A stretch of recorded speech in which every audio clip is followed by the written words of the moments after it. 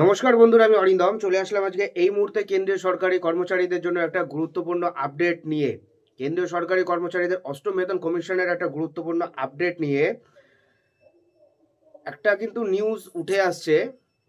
সেখানে কিন্তু অষ্টম বেতন কমিশন নিয়ে আলোচনা হতে পারে। সো আপডেটটা জেনে নিন। অষ্টম বেতন কমিশনে কেন্দ্রীয় সরকারি কর্মচারীদের ন্যূনতম মূল বেতন বৃদ্ধি পেতে পারে 186%। National counselling of joint consultative machinery সচিবের দাবি ঘিরে শোরগোল উঠে গেছে।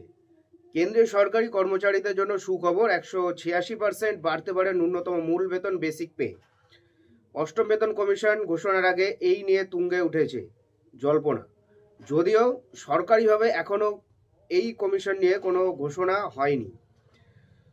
বর্তমানে কেন্দ্রীয় সরকারি কর্মচারীদের ন্যূনতম মূল বেতন মাসে 18,000 টাকা। সপ্তম বেতন কমিশনে এই টাকার অঙ্ক ঠিক করা হয়েছিল। ষষ্ঠ বেতন কমিশনে মাসে 7,000 টাকা ছিল কেন্দ্রীয় সরকারি কর্মচারীদের বেসিক পে। সম্প্রতি অষ্টম বেতন কমিশন নিয়ে মুখ খুললেন national counselling of joint consultative machinery সচিব শিব গোপাল মিশ্র।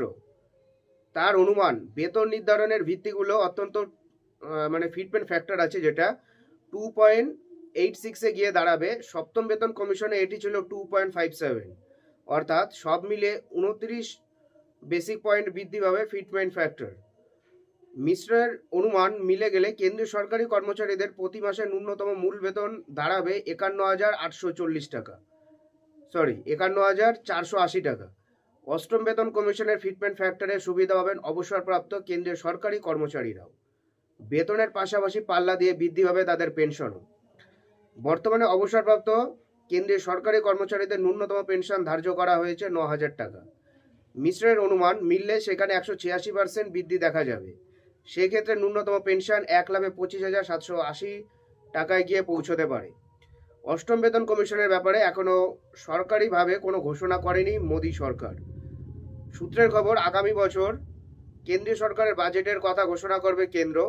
উল্লেখ্য, ইতিমধ্যে ক্যাবিনেট সচিব এবং অর্থ মন্ত্রকের কাছে বেতন কমিশন গঠনের ব্যাপারে দাবি জানিয়েছে কেন্দ্রীয় কর্মচারীদের একাধিক সংগঠন। এবছর ডিসেম্বরে বৈঠক বসছে national counselling of joint consultative machinery. সূত্রের খবর, সেখানে অষ্টম বেতন কমিশন গঠনের ব্যাপারে চূড়ান্ত সিদ্ধান্ত নেবে সরকার। নভেম্বরে এই বৈঠক হওয়ার কথা থাকলেও নানা কারণে সেটা স্থগিত হয়ে গেছে। সো এটা একটা পজিটিভ দিক কেন্দ্রীয় সরকারি কর্মচারীদের জন্য। সো এটাই হলো আজকের আপডেট। সো এরকম আপডেট পাওয়ার জন্য অবশ্যই আমাদের চ্যানেলটা সাবস্ক্রাইব করে আমাদের পাশে থাকবেন। দেখা হচ্ছে পরে ভিডিওতে। ভালো থাকবেন সবাই। নমস্কার, জয় হিন্দ, বন্দে মাতরম।